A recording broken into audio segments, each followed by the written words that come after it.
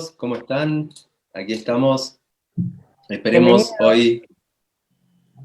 Esperemos no tener el tema de la transmisión del viernes pasado, pero bueno, vamos a compartirles el mismo tema de la semana pasada, que es esta pregunta, ¿no? De qué es un conflicto y cómo es esto de que nunca tienes un conflicto. Así que bueno, ¿qué podemos compartir en base a eso? Yo creo, hola a todos, ¿no? Yo creo que primero tendríamos que definir qué sería un conflicto. No sé, vos, ¿vale? ¿Qué pensás? ¿Qué es un conflicto para vos? ¿O cómo definirías la palabra conflicto? Bueno, yo lo que te puedo decir es que antes me acuerdo muy claramente de lo que era la definición vieja, ¿no? Que era una sensación respecto de algo que tenía que evitar, ¿sí? Entonces, la vida se trataba de especular y manipular un montón de cosas de manera que no tuviera el conflicto, ¿no? Y finalmente eso llegaba. Entonces, en la medida que fui como implicándome con esta resignificación, entendí que eso que antes definíamos como conflicto, hoy día es, el aspecto más vivo, digamos, de la existencia, ¿no? Es un motor para la evolución, es un botón que viene, te toca justo en ese lugar donde te toca incrementarte, donde te toca expandirte, o sea, es un instrumento de precisión quirúrgica que tiene la vida para despertarte y decirte, listo, ponete en movimiento, es por acá. Esto es lo que siento, ¿no? Que hoy es el conflicto. Entonces, algo a lo que antes le tenía mucho miedo y era re perfeccionista y exigente, hoy entiendo que bueno, que tiene otra función. Y que no se repita, el tema era que no se repita. ¿Te acordás? El tema era que no se repita. Y por ahí, no sé, bueno, eso cómo sería la función del conflicto, pero ¿qué sería un conflicto? ¿Qué cosa sería un conflicto, particularmente? A ver, Emma. Por ahí a ver si un conflicto podría llegar a definirse como la diferencia que hay entre el ambiente y el individuo, ¿no? Esto que decíamos, el ambiente desafía o exige poner en juego ciertas capacidades que yo no percibo en mí. Entonces, cuando yo no puedo poner en juego una capacidad específica o no puedo poner en juego recursos, es donde ocurre eso que, por ejemplo, llama Hammer un DHS, ¿no? Me quedo inhibido en mi acción.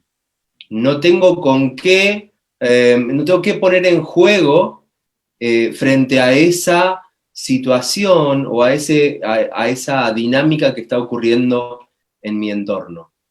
Entonces llamamos conflicto a toda aquella circunstancia, a toda aquella situación que, para la cual nos sentimos sin capacidad de respuesta. ¿Mm? Y es una definición muy inclusiva, ¿sí? Abarca cualquier tipo de conflicto humano, ¿sí? Si miramos cualquier conflicto humano, incluso pueden indagar los que están escuchando en conflictos que se acuerden que han tenido, situaciones de esas que uno podría poner como traumas o como choqueantes, y se van a dar cuenta que siempre fue porque hubo una capacidad que yo no pude poner en juego, hubo un argumento que no pude desplegar, hubo algo que no pude hacer que el otro me dé la razón, no pude hacer que el otro haga lo que yo quería que haga, no ocurrió lo que yo en mi cabeza había planeado que tenía que ocurrir. Va por ahí, me parece. Yo quería retomar un poquitito lo que había abierto Vale, ¿no? Que decía que el conflicto era el motor evolutivo, ¿no? Y referenciarlo un poco a cómo la biología nos demuestra esto, que el conflicto es el motor evolutivo, ¿no? Porque si vamos al proceso evolutivo de la vida sobre la Tierra, vemos que la biología fue evolucionando gracias a los desafíos que fueron planteados por el ambiente, ¿no? O por su contexto. Entonces vemos que, por ejemplo, un pez cuando tuvo que empezar a salir fuera del agua, o sea, transformarse en anfibio, o de alguna manera la vida fue empujando a la biología a vivir fuera del agua, esa biología tuvo que adaptarse, porque si no se adaptaba, perecía. Entonces, ese proceso adaptativo, ¿no? De pasar de tener branquias a tener pulmones, ¿no? De tener aletas a tener patas, de tener escamas, tener caparazón, ese proceso evolutivo, la vida les presentó un desafío y la biología tuvo que evolucionar, tuvo que generar una mutación para adaptarse a un entorno. Bueno, eso es una evolución. O sea, desde la perspectiva de ese pez, seguramente eso lo habrá vivido como conflicto, ¿no? Pero al final, o sea, hay una evolución.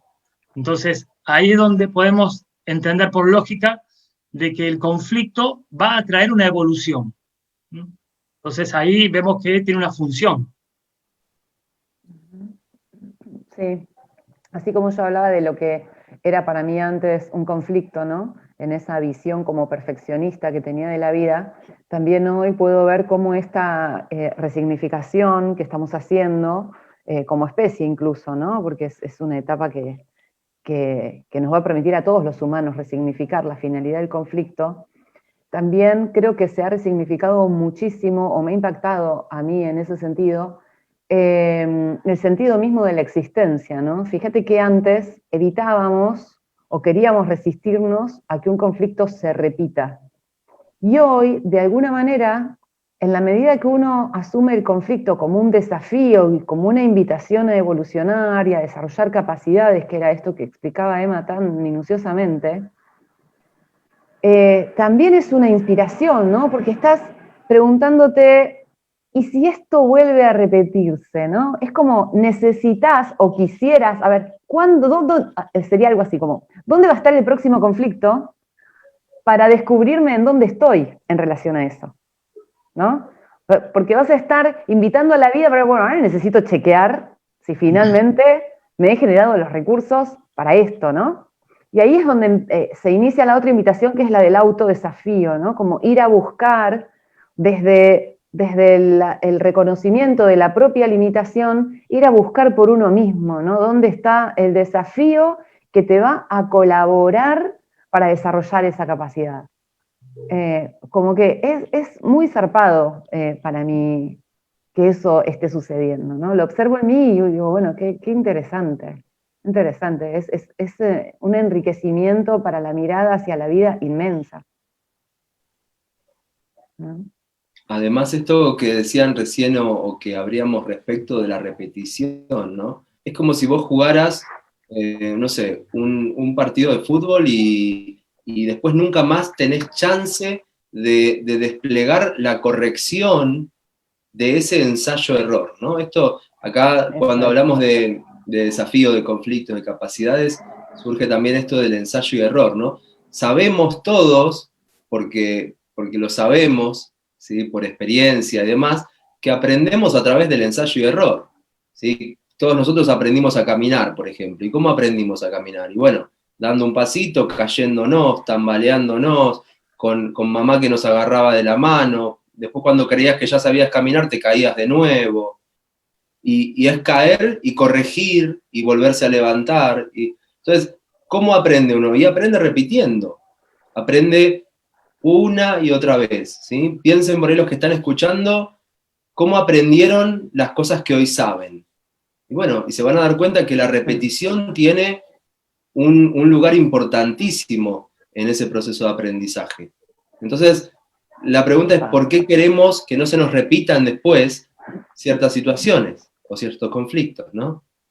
Y ahí es donde, y ahí es donde por ahí la conclusión que podemos sacar es esta de que, y bueno, quiero que no se me repita porque se pone en evidencia que no tengo capacidad, ¿no? Entonces quiero ocultar la capacidad. También por ahí muy vinculado con la educación que recibimos todos, donde se castiga el error o donde se califica el error, ¿no? Te ponen una nota del 1 al 10 para decirte, bueno, vos estás acá, ¿sí?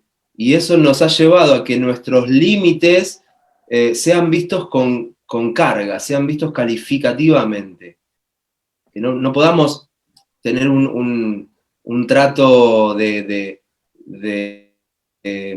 como una instancia de aprendizaje con nuestro límite, ¿no?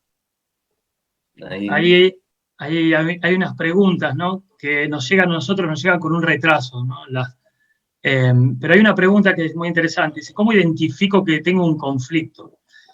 Y esta pregunta es como que tiene dos respuestas, ¿no? O sea, una es, me doy cuenta que estoy en un conflicto porque una situación que percibo me va a dar carga, ¿no? ¿Y qué es esa carga emocional, no? Es como un recurso extra que me está prestando la biología para poder poner en juego una capacidad, ¿no? Pero hay otra respuesta que tiene que ver mucho con este vivo que estamos desarrollando. Este vivo justamente está titulado que nunca tenemos un conflicto. Entonces, no sé quién quiere abrir ese punto, ¿no? ¿Por qué decimos que nunca tenemos un conflicto? Yo creo que tiene que ver con esta definición, ¿no? Que estamos construyendo, compartiendo, juntos. No hay un conflicto. Hay un diálogo con la vida, hay un diálogo con el contexto, hay un diálogo con la realidad, con el hábitat, con la geografía, con el espacio en el que estás viviendo, ¿no?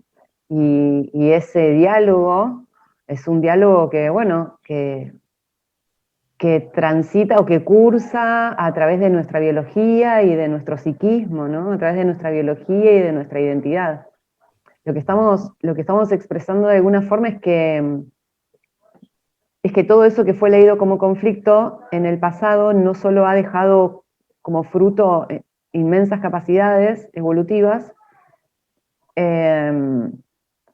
sino que además, nada, tiene finalidad, tiene pleno sentido para la conciencia y tiene, o sea, a nivel biológico, ha habido respaldo siempre para generar esas adaptaciones y gestionar esas situaciones desafiantes. Lo que estamos viendo ahora es que quizás el límite no está más que en nuestra percepción, en nuestra forma de interpretar, en nuestra forma de mirar, digamos, ese evento, ¿no? Entonces, por ahí nos queda trabajar mucho con nuestra percepción, pero cuando yo hablo de confianza en la vida, en la realidad, y también hablo de confianza en nuestra biología tiene amplísimos recursos para respaldarnos frente a cualquier desafío. Eso es lo que me parece como más importante, Entonces, ¿no? Entonces por ahí la pregunta debería ser, ¿cómo identifico que tengo una percepción de conflicto? Sería. Claro. ¿No? Entonces, ¿por qué? Porque en realidad no es que estamos teniendo un conflicto realmente, lo que estamos teniendo es una percepción limitada en relación a una determinada situación, ¿no? Y esa percepción limitada tiene que ver muchas veces porque no somos conscientes de los recursos que tenemos para afrontar esa situación. Sí, la percepción limitada casi siempre está en el recurso de uno mismo. ¿Por qué? Porque nos quedamos con la idea de ese recurso la última vez que lo puse en juego, la última vez que lo usé, sin tener en cuenta que con el paso del tiempo o con el límite que se desplegó, con el error que se puso en evidencia, hemos hecho algo, lo hemos actualizado, hemos podido corregir, incluso desde aspectos muy profundos y muy incluso inconscientes, ¿no? También esto vinculado con el conflicto, o con esto que decimos, ¿no? La percepción de conflicto. Por eso es que decíamos, nunca tienes un conflicto. Llamamos conflicto para que se entienda de modo general, si no tenés que poner la interpretación de la realidad, de la percepción del conflicto y demás, ¿no? Pero para ir a lo simple, la intención de la realidad, la intención de la existencia, parece ser la evolución. Entonces, los desafíos que vienen desde la realidad nunca van a tener la intención que una parte nuestra percibe, que es el entorno me quiere destruir, el entorno es ese león que me quiere comer. Eso nos queda de un cerebro, de un tallo cerebral muy arcaico y que percibe, ¿no? Lo que es diferente o que es demasiado diferente a mí, lo que se manifiesta de una forma como avasallante, lo percibe como voy a morir, ¿sí?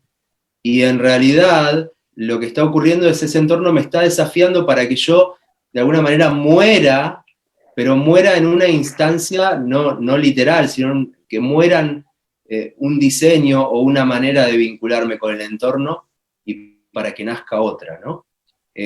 Por eso decimos que nunca la realidad te va a desafiar en un área que ya no tengas lista o que no tengas desarrollada, o como mucho que tengas que pulir un poquito más. Por lo tanto, la existencia de un conflicto en realidad es algo que está simplemente en nuestra percepción, en nuestra manera de ver. Bien. Y hay otra pregunta, ¿no? que dice, ¿por qué se repiten los conflictos? Bueno, en este caso sería la percepción de conflicto, ¿no? Bueno, si decimos que estamos en un proceso evolutivo, ¿no? Y que en última instancia somos seres que hemos desarrollado una conciencia, o sea, somos conscientes de nosotros mismos, el mismo proceso evolutivo también nos dio la capacidad de la autoconciencia, ¿no? Y por lo tanto, los conflictos vienen a acompañar a esa generación de conciencia. Por lo tanto, si se repite un evento, es seguramente porque me falta hacerme consciente de algunos aspectos de eso. Por lo tanto, la repetición tiene el propósito de poder incluir elementos que todavía no estoy pudiendo incluir. Por lo tanto, si yo veo que tiene una función evolutiva la repetición, tampoco tengo un conflicto con que algo se me repita, sino que lo que voy a estar atento en aprovechar esa repetición para poder detectar o incluir ese elemento que no estaba pudiendo incluir. Sí, yo, bueno, le sumo esto que dijo Emanuel hace un ratito, ¿no? De la función que la repetición tiene en la estructura, en el aprendizaje mismo, ¿no? En el proceso de aprendizaje. Entonces, como para empezar a incluir esta perspectiva, está bueno tomarlo, ¿no? Que, bueno, ¿por dónde va a venir el próximo conflicto? Y puede ser para que yo chequee en qué percepción me quedé anclada, quizás del pasado, donde me percibí limitado, condicionado en la expresión de una capacidad, y que de pronto ahora tengo la oportunidad de ingresar en una zona de entrenamiento, ¿no? Una zona de aprendizaje, de entrenamiento, donde se da esto que decía Emma recién, el ensayo y el error, el ensayo y el error. A ver, si se trata de ensayo y error en pos de generar una habilidad, y esto lo podemos ver en un montón de ámbitos de la vida, donde justamente el error nos lleva a incrementar una capacidad, ¿por qué en la vida habría de ser diferente, ¿no? Y tomarlo simplemente como una instancia de entrenamiento para. ¿Por qué ponemos el foco en el error y no en la generación de capacidad que está emergiendo y que se está evidenciando en ese momento, ¿no? Por eso me parece importante que tenemos que aprender a vincularnos de otra manera con el error. O sea, tenemos una idea del error que es la que nos está realmente complicando esa actualización, ¿no? Que nos viene a traer una situación de nuestra vida. Porque si ahora empezamos a ver el error como un elemento indispensable para la actualización, o sea, voy a dejar de tener conflictos con un error, porque voy a aprovechar ese error, ¿no? Lo voy a aprovechar.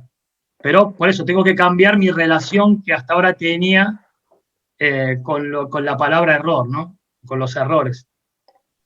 Además que el error pone en evidencia un límite. Uno se puede quedar por ahí con lo más superficial, que es el error. Pero después también uno puede mirar, bueno, ¿qué hay o qué capacidad hice que yo erre? ¿No? Hubo una capacidad ahí que falló. Hubo una capacidad que no estaba desarrollada. Suponete que estoy empezando a caminar y bueno, no tuve suficiente equilibrio. Entonces empiezo a detectar que mi equilibrio tiene un límite en su desarrollo. Y como decía Mauri recién, evolutivamente o a nivel de lo biológico de la especie, no pasa nada con eso, porque es una instancia intermedia, una instancia que me conduce hacia pulir esa capacidad. Y eso se contrapone con una mirada educativa, con un paradigma educativo que por ahí recibimos, donde, como decía hace un ratito, ¿no? El error es calificado, el error es castigado, el error es visto con mala cara. Y eso nos ha hecho buscar, en lugar de mostrar o de exponer ese límite de nuestra capacidad, en guardárnoslo. Entonces nunca expongo mi límite. Entonces, por ahí pensar, ¿no? Ahí en quienes están viendo, escuchando, cuántas veces no pongo en juego una capacidad por miedo a pensar a lo que van a decir, ¿sí? O por miedo a que eso que estoy poniendo en juego es poco, no es suficiente, ¿no? ¿Y qué pasa con esas capacidades o con esos límites que no pongo en juego? Bueno, no crecen, ¿sí? Una frase que decimos es que la capacidad crece solo cuando la pongo en juego, y cuando la pongo en juego hasta su límite, ¿sí? Entonces, bueno, cambia muchísimo la mirada y cambia muchísimo la aplicación. También esto, acá lo estamos charlando de manera teórica, de manera compartiéndoles cuestiones estructurales, ¿no? De la percepción y demás. Pero bueno, por ahí los que están escuchando dicen, sí, esto ya lo sé, yo ya sé que el error me va a permitir corregir y demás, pero no lo puedo aplicar, no lo puedo llevar a mi día a día, ¿no? Entonces, ¿cómo ven ustedes eso? ¿Cómo se hace para pasar de ese error que yo sí lo tengo claro en la teoría y demás, pero después en mi día a día, en cuanto tengo una situación de diferencia con otro, lo vivo como conflicto, lo vivo como... ¿qué pueden compartir de eso? Yo lo que... Dale. No, lo que percibo, vuelvo un poco a esta díada que sería, tenemos un aspecto de base, que es la biología, que tiene la capacidad por naturaleza de adaptarse y cambiar, generándose las adaptaciones necesarias para seguir existiendo. Y luego está el psiquismo, que es el que se resiste. Entonces, yo creo que acá es muy importante revisarnos en este paradigma que nos han infiltrado, en este paradigma que es como una especie de interferencia global, que tiene que ver con esta idea de lo pecaminoso, lo erróneo, lo que no debe suceder, lo que está mal, esto que vos definías como el juicio, ¿no? O sea, es un paradigma. Es un paradigma que nos opera desde zonas inconscientes muy profundas, y es animarnos a reconocernos primero en esa zona que se resiste, poder identificar cómo en nosotros hay una parte que se adapta, porque eso es lo que hace todo síntoma, ¿sí? Es una adaptación, es un respaldo inmenso que nos presta la biología para que sigamos existiendo, y cómo hay una parte que se resiste. Entonces creo que el primer paso es descubrir desde dónde te estás resistiendo, ¿sí? ¿A qué te estás resistiendo? Porque te estás perdiendo de algo muy grosso, que es la posibilidad de evolucionar, de trascenderte, como dije en el principio, de incrementarte en una dimensión de tu ser. Acá Roberto decía, bueno, que habría que cambiar la palabra error por una forma no agradable de aprendizaje. ¿Qué paradigma está escrito que el aprendizaje tiene que ser algo agradable? ¿No? Porque de pronto podría ser, si nosotros tuviéramos incluido en nuestro psiquismo que todo se trata de transformarnos y de desafiarnos y de dialogar con la existencia misma, no debería ser incómodo. Si resulta incómodo, es porque es nuestra psique la que está leyéndolo desde ese lugar, ¿eh? Porque la biología lo lee de una forma que se adapta siempre. Es muy importante para mí reconocer esa interferencia del paradigma que nos han inoculado para poder verlo así de frente, ¿no? Mapearlo y decir, es este el bichito que me metieron. Y yo, lo puedo extirpar, ¿no? Ahí es donde está esa configuración del diseño, ¿no? Que decimos nosotros. Cuando no puedo poner en juego una capacidad que sé que tengo, ¿no? Porque si la vida me trae un desafío, sé que en el fondo tengo esa capacidad, pero no la puedo poner en juego. Ahí puedo empezar a revisar qué es lo que me impide poner en juego esa capacidad y posiblemente encuentre lealtades inconscientes, valores, ¿no? Elementos asociados a determinada índole moral, ¿no? Que ya están completamente desactualizadas a el momento presente de hoy, ¿no? Entonces nos impide actuar en coherencia con el instante presente. Y estamos actuando a un instante presente en coherencia a un modelo anterior. Entonces, claro, esta situación la vamos a ver como conflictiva. Entonces, acá es la oportunidad de generar una actualización del diseño, ¿no? Donde podemos ir a reconocer dónde se estructuró ese formato y, bueno, verlo desde otro lugar, dejar de darle el valor que le estamos dando a eso y abrirnos a una actualización. Y ahí entra otro paso más, ¿no? Que por ahí Emma lo explica un poquito más profundo, ¿no? Donde está el tema de desafiarse, ¿no? Ujú, tal cual. Bueno, sí, el desafío es inevitable de alguna manera.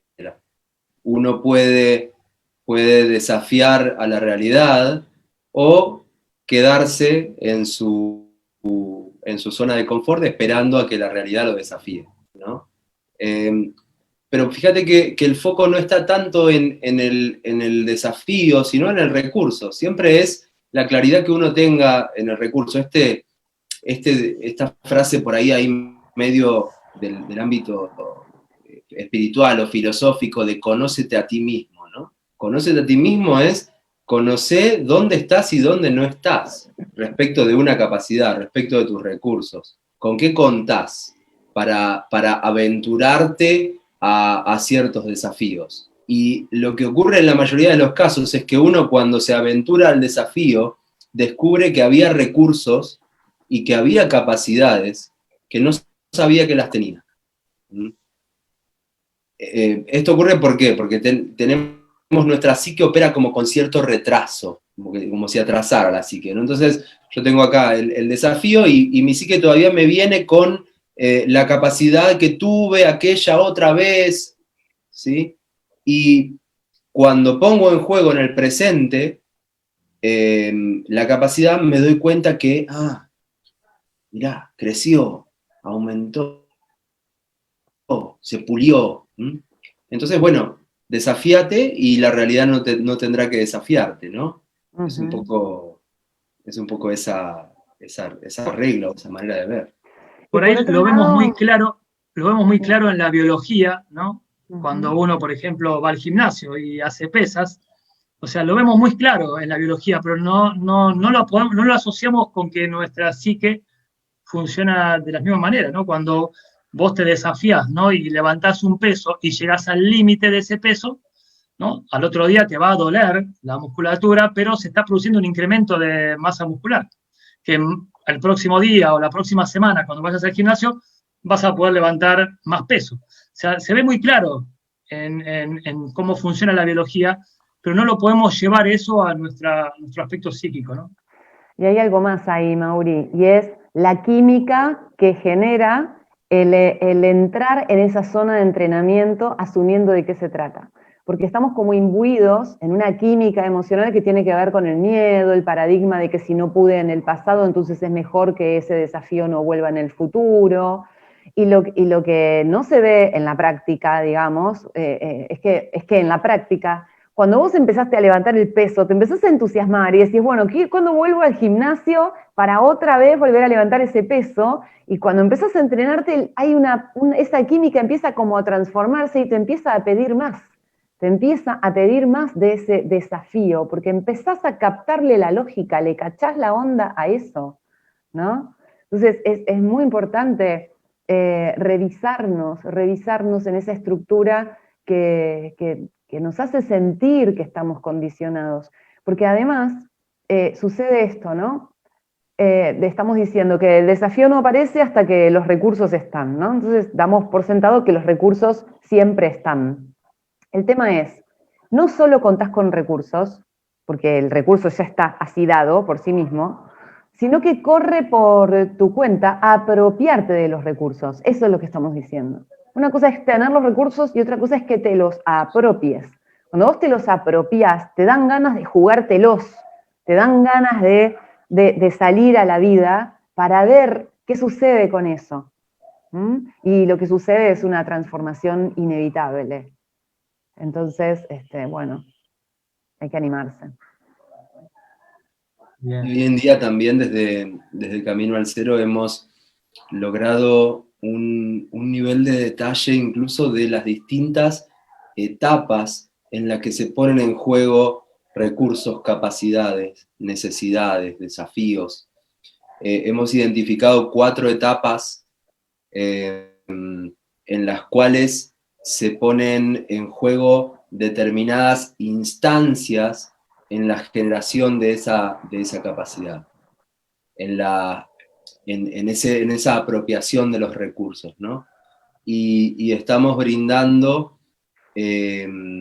justamente ese mapa, que es lo que en primera instancia le permite a la persona saber dónde está y dónde no está, por qué percibe determinada situación o determinada área de su vida como conflicto, y sobre todo en qué instancias pasar a la acción, en qué instancias observar y detectar ese límite que se pone en juego en la capacidad, en qué instancias derivar y soltar, en qué instancias repetir e implicarse en la acción para poder consolidar la nueva capacidad. Cada etapa, de alguna manera, nos va a llevar a una precisión mayor respecto de esa gestión o esa autogestión de eso que llamamos conflicto, ¿no? Y ahí es donde automáticamente la palabra conflicto se transforma en otra cosa, ¿no? Se transforma en desafío, se transforma en aprendizaje, se transforma en evolución, se transforma en conciencia, en ir más allá de lo que hasta ahora soy. Y se transforma también en muerte de una parte y en nacimiento de una parte que hasta ahora yo no había explorado o no había reconocido de mí mismo, ¿no? Y se transforma en ganas de seguir explorándote a través de las experiencias de la vida. Eso es lo zarpado, vuelvo a la palabra, ¿no? Es zarpado. Te dan ganas de seguirte explorando a vos mismo a través de tus propias circunstancias.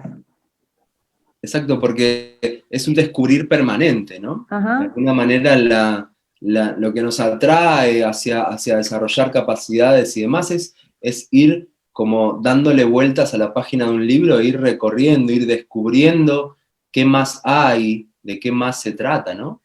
Entonces, la mirada hacia la vida, la conexión que hay con el entorno, con la realidad, pasa a ser muy diferente, porque deja de ser una conexión como desde me tengo que defender del entorno todo el tiempo, o el entorno me ataca, o el entorno está queriendo destruirme, sino que empiezo a ver que es una instancia de desafío hacia un desarrollo mayor de lo que sea que se me está desafiando en ese momento, ¿no?